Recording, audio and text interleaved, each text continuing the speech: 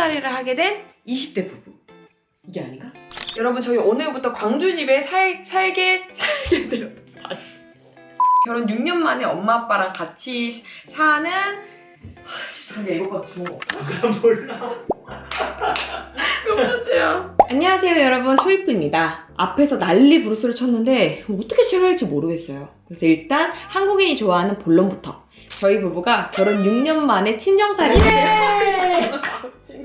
좋은 일이잖아. 지금까지 20대 부부의 삶, 저희 초이프 채널을 쭉 봐주신 분들은 아시겠지만 건너뛰어서 보시거나 또 처음 보신 분들은 친정살이? 하면 자꾸 뭔 일 있는 거 아니야? 망했냐고? 그런 댓글 달아주시거든. 또 니네 친정이 뭔데 사이보고 오라가라냐, 시어머니 서운해 하시겠다, 이런 댓글도 뭔 소리야? 우리 엄마가? 오히려 완전 좋아하지. 아무튼 지금 제가 있는 곳은 전라남도 광주에서도 아주 조용한 동네입니다. 부모님 두 분 다 사업을 하시다 보니 매일을 바쁘게 살아가시는데요. 그래서 집만큼은 좀 도심에서 떨어진 곳, 자연과 함께하며 정을 느낄 수 있는 곳을 찾아다녔고 결국 이곳을 찾아 집을 지으셨어요. 요새 아파트 세대가 많아서 주택 사는 분들이 많이 없을 텐데 정말 좋습니다. 진짜 좋아요. 이렇게 마당에 상추도 심을 수 있고 원한다면 집 안에서 다 같이 당구도 칠 수 있고 신나면 함께 노래도 부르고 춤도 출 수 있거든요. 최고 장점은 눈치 안 보는 거. 이렇게까지 가냐고. 또 밤이든 낮이든 가족 중 누군가 원한다면 얼마든지 시끄러질 수 있다는 거. 숯불을 쫙 피워서 고기를 굽거나 가만히 있어도 귀여운 동물들이 찾아오는 것도 굿입니다. 가끔 영상에 등장했었는데 기억하시려나요? 늙었다는 이유로 방치되듯 버려진 우리 대박이. 갈비도 확실하진 않은데 사람 손 많이 타네요. 아 그래? 응. 근데 뭔가 다 어디선가 버려진 애들만. 진짜 궁금해. 응. 여기가 외져서 여기다 버리고 가는 거야? 아니면 도시에서 버려져서 여기로 흘러 들어온 거야? 아 그러게, 그건 진짜 모르겠어. 그 동물 버리는 사람이 이제 다 죽어. 아, 내 진정해. 죽어. 얘 진정해. 아 진정해. 진정해. 아무튼 당분간 이 아늑한 주택에서 2달간 살 예정인데요. 저희가 신혼생활 잘 하다가 왜 친정에 왔는지 이걸 설명하기 위해서 꼭 말해야 하는 제 성장 배경, 또 많은 분들이 계속 물어봐 주신 저희 부모님에 대한 이야기를 마치 수다 떨듯 지금부터 편하게 이야기해 보겠습니다. 이름하여 우친소, 우리 친정을 소개합니다. 박수! 와.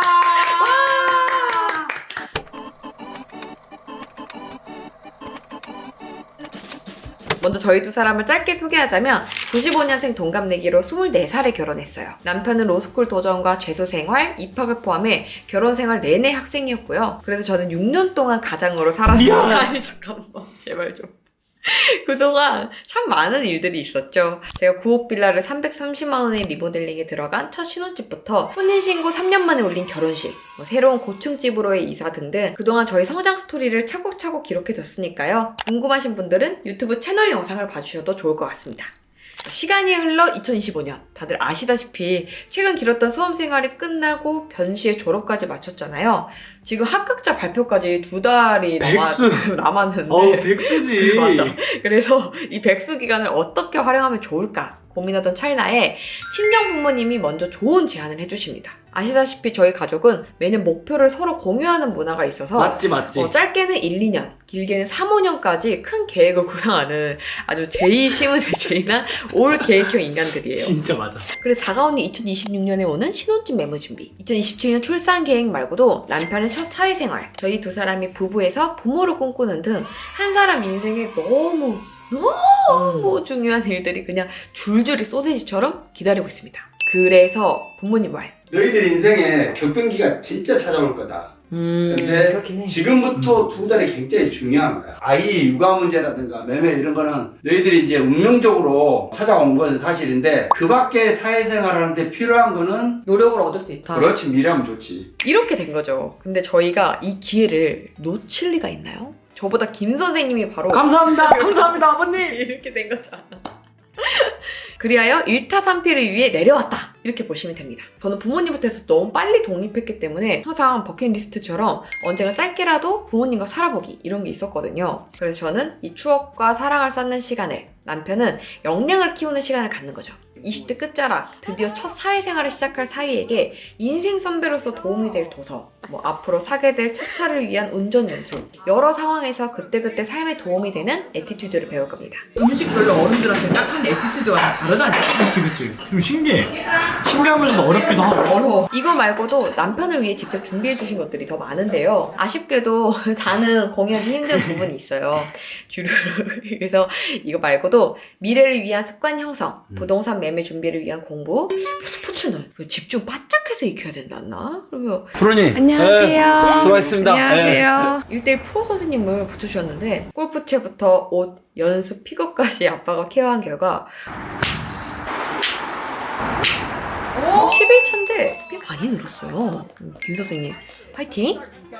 네, 여기까지가 친정으로 오게 된 이유였고요. 지금까지 제가 걸어온 삶의 기록을 쭉 봐주신 구독자님들께서 둘 다 결국 평범하진 않다. 어떻게 이렇게 단단하고 강인할 수 있냐. 친정 부모님 교육 방식이 너무 궁금하다 등등 정말 많이 궁금해 하시더라고요. 또 한편으로는 저희 단단함이 부모 잘 만나서 그런 거다. 네가 밝고 당찬 건 고생 안 하고 사랑만 받고 자라서 그런 거다. 이런 말도 있었는데 저희 아빠가 리어카 끄는 것부터 시작한 분이셨다면 믿으시려나요? 저는 세게 열면 유리창이 부서지는 집에서 따뜻한 물을 틀면 녹물이 나오는 집에서 살았었다면 믿으시려나요?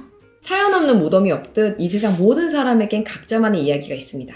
29년 인생을 이 한 편에 다 담을 수는 없지만 자신 있게 말할 수 있는 거 하나. 지금의 단단한 저를 만든 건 저희 부모님 지분이 90%라는 점이에요. 10분은 뭐야?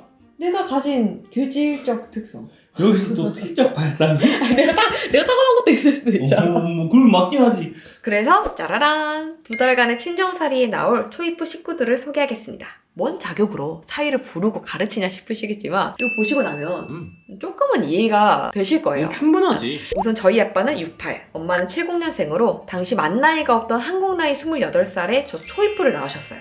저기 팔다리에 튜브 잔뜩 끼고 있는 저 녀석. 얼핏 보면 아들로 보이는 저 녀석이 바로 저입니다. 아니 아버님은 왜 딸을 아들처럼 내 키우셨대? 말이. 그때는 이런 스타일을 좋아하셨대. 두 분은 산에서 처음 만나 연애 결혼을 하셨는데 당시 우리나라가 지금처럼 발전도 안 됐었고 힘든 사람이 대부분이었잖아요. 저희 아빠도 마찬가지였습니다. 엄마 말을 빌리자면 아빠가 굉장히 남달랐지. 그것 때문에 결혼했지 엄마가. 근데 집불도 없이 장 가가지고 너무 없어가지고 진짜 저렇게 얘기하실 정도로 좀 하나도 없었다고 하시더라고요. 아 그래서 어머님이 차를 사주신 거야? 그걸 진짜 상여자 아니냐고. 그러니까 연애할 때 장사라도 시작해보라고 차를 사줬다는데 이렇게 말하면 엄마는 꽤 잘 산 것처럼 보이지만 그게 아니고 치과 간호사로 성실히 일하며 모아둔 돈으로 사준 거예요. 대단하시다. 그 차가 초이프 아빠의 출발이 되어줍니다. 처음에 아빠는 어떤 물건을 판매하는 사업을 시작했어요. 차츰 시간이 지나 결혼도 하고 남들과 다름없는 인생을 살아가던 중 두 번의 사업 실패가 찾아오게 됩니다. 근데 이게 좀 복잡해요. 아빠가 A라는 물건을 판매하던 중 전혀 다른 B라는 사업에 관심이 생겨 도전했지만 땡 실패. 또 C라는 사업에 관심이 생겨 도전했지만 땡 실패. 이렇게 두 번이거든요. 그럼 이렇게 아빠가 두 번 넘어진 동안 A 사업체는 어떻게 되었느냐? 바로 엄마가 버티고 계셨습니다. 내 남편이 다시 돌아올 거라 믿고 끝까지 붙들고 계셨다는데 아빠가 저렇게 바닥을 보고 나니까 나 이제 이것뿐이다. 이걸로 끝장을 봐야 한다. 이런 생각이 들어서 그때부터 절실하게 뛰어드셨대요. 자존심 다 내려놓고 리어카에 물건을 담아 팔기 시작했고 그렇게 조금씩 초석을 다져나갔습니다. 그 사이 가장 크게 타격을 받은 건 저희를 둘러싼 환경이었는데요. 편히 살던 아파트를 나와 길도 하나뿐인 양쪽으로 농가 밭이 있는 세상 자연 친화적인 곳. 여기다 아빠 여기. 이 집이지? 와 진짜 오랜만에 와본다. 아빠! 카메라 새로워. 이모 안녕하세요. 건강하셨어요? 나 근데 여기서 집주인 이모를 만나다니 소름. 눈물 날 뻔했잖아. 그럴만해. 진짜 우와. 엄마 없으면 믿을 사람이 이모밖에 없었는데. 비록 집은 낡고 좁았지만 저희 식구들은 이곳에서 늘 더 좋은 날을 꿈꿨습니다. 옛말에 가난이 대문으로 들어오면 사랑은 창문으로 나간다 이런 말이 있는데 저는 그 말을 믿지 않아요. 아무리 힘든 상황일지라도 우리는 함께 있으면 늘 좋았고 뭐든 다 이겨낼 수 있을 것 같다 해야 되나? 내가 참 지금 생각해도 좀 존경스럽다, 대단하다 싶은 요소가 두 가지 있거든? 첫 번째는 그 와중에 자식돌이 하신 거. 삶에 지쳐도 힘든 상황에 가족은 같이 있는 거래. 그래서 우리 외할머니 모셔왔다니까? 그 집에서? 어! 그때 할머니가 몸이 안 좋았거든? 그냥 아예 거동이 안 되는 상황이었어. 내가 보여준 그 작은 집에 방이 딱 2개 있었거든? 한 방에는 할머니, 그리고 한 방에는 우리 온 식구가 다 우르르 몰려서 자고 있었어. 저는 초1, 그러니까 8살 때부터 학교 끝나면 바로 집으로 와서 할머니 드실 쭉 만들고 엄마 대신 집안일 하고 또 동생이 어리니까 어린 동생 챙기고 이랬었지. 너무 어렸다. 네, 맞아. 어렸었어. 그리고 2번째는 저희 앞에서 절대 싸우지 않은 거. 아이들에게 불안을 줘서는 안 된다고 2분이 약속을 하셨대요. 그래서 저는 태어나서 지금까지 단 한 번도, 정말 단 한 번도 부모님이 싸우는 모습을 본 적이 없습니다. 그래서 초반에 나왔던 이 댓글은 반은 맞고 반은 틀린 말인 셈이죠. 이거 참 다행인 게 아빠가 사업 소질이 있으셨던 건지 맨 땅에 맨 주먹으로 시작한 사업이 어느 순간 자리를 잡기 시작했어요. 단순 판매에서 제조로, 제조에서 유통으로, 여기에 온라인몰 오픈에 전국 체인 사업까지 그렇게 점차적으로 발전하게 됩니다. 그렇게 깨달으면서 완전히 사람이 180도 변하면서 지난 한 11년 동안 마이너스로 왔던 것들이 3년 안에 모든 걸 체인지 시키는 거예요. 진짜 아빠 3년인가? 그 11년을 싹 다 청산한 싹 청산하는 거예요. 사업은 우리 구독자님들이 구매하실까봐 말을 못하겠어요. 괜히 구독자님들을 돈으로 본다는 마음을 드리고 싶지 않아서 이건 말하지 않겠습니다. 자기답다. 아무튼 엄마는 인생 배팅 잘했다. 나 사람 하나 보고 결혼하기 잘했다. 이러시거든요. 그래도 그럴 게 아빠 사업이 잘 되고 나서 직접 지은 이 집도 회사도 회사 건물도 세차도 모두 엄마에게 선물로 주셨어요. 그 기념으로 저희 가족끼리 플래카드를 걸었던 이런 웃긴 추억도 있는데 눈을 의심하셨겠지만 저 그림 속 불알이 그 불알이 아니 아버님 알고 보면 진짜 웃긴 분이니까. 어떻게 저러냐고. 뭐 이런 자본주의적인 걸로만 결혼 잘했다 하시는 게 아니라 여기까지 걸어오는 시간 동안 보여준 아빠의 태도 때문이에요. 요리를 안 좋아하는 아내를 위해 신혼 초부터 시작한 요리, 어떤 순간에도 변치 않은 사랑, 그리고 지금까지도 노력하는 모습 때문이랄까요? 지독하다 지독해. 4시야 아빠. 사실 저희 아빠는 지금까지의 성장 스토리, 본인 리어카로 시작해 지금의 사업체를 이루게 된 노하우, 스타트업 하시는 분들을 생각해서 이제 아빠의 일화를 담은 책을 내려고 하셨거든요. 근데 공월대 때 직원들한테 8년 전에 빚을 크게 당하니까 상처가 그렇죠. 너무 커가지고 책과 신문이 안 돌아보는 거야. 아빠 한동안 아예 끊었어. 진짜 신문도 책도 아예. 한 2년간을 왜 그랬었어. 이 마상을 입어버린 거예요. 그래서 나올 거면 진작 나왔어야 했던 책이지만 우여곡절 끝에 요즘 들어 다시 펜을 드셨고 평일 새벽엔 신문을, 주말 새벽엔 책을 쓰며 보내시기도 해요. 근데 이 책이 이번 생에 나올지 모르겠어요. 근데 지금 몇 년 전부터 쓰고 있는 거야. 여기까지가 저희 부모님에 대한 이야기입니다. 사업의 성공과 실패, 이 모든 걸 다시 일어나게 만든 사랑의 힘, 도전과 성장의 키워드가 핵심인 2분을 보며 저는 부모님의 사상과 교육관을 흡수하며 자란 거예요. 그러네. 이거 보신 분들은 이제 그치? 앞뒤가 맞다 싶으시겠다. 그냥 부모님이 삶에서 보여주신 사랑의 방식 그대로 단단한 어른으로 큰 거야. 자, 이 정도면 친정이 온 이유, 제 성장 배경을 어느 정도 말씀드린 것 같은데요. 2달간 친정에 살면서 저희 남편이 배우는 모습, 저희 가족의 삶, 대화 이런 걸 많이 공유할 수 있을 것 같아요. 개인적으로 저는 좀 재밌는 사람이 되고 싶은 웃음는 지향이 있는데